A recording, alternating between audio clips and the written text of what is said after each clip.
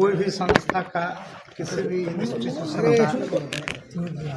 का डिसिप्लिन को, नियमानुवर्तिता को बरकरार रखने के लिए कभी कभी इस तरह का निर्णय लेना पड़ता है।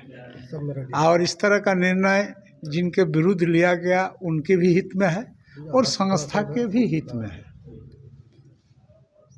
सिर्फ संस्था के नियम और संस्था के मर्यादा, संस्था के डिसिप्लिन को बरकरार रखने के लिए ऐसा करना पड़ता है, ताकि आगे चल कर के संस्था का स्थिति और ज़्यादा लूज न हो जाए। तमाम माननीय सदस्यों ने, पक्ष और विपक्ष के लोगों ने उस बिल को अध्ययन भी किए।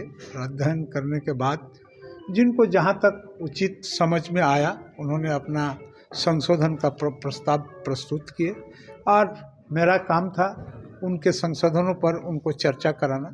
मैंने उनको चर्चा भी कराया, चर्चा करने का मौका भी दिया और चर्चा करने के उपरांत अब इस सरकार उस बिल में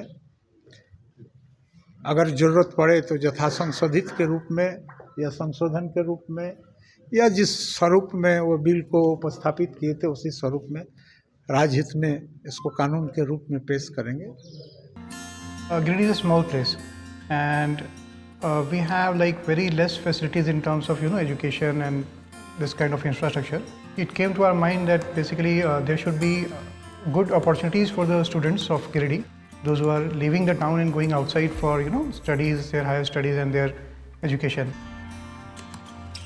I wanted my son to start with the coding classes, so I researched it online. I got through all the reviews and everything.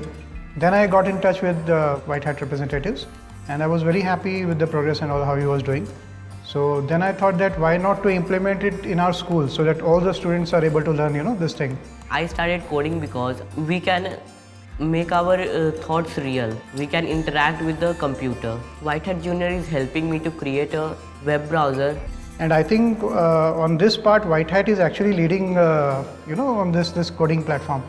It is definitely a very good platform and one should implement in every school.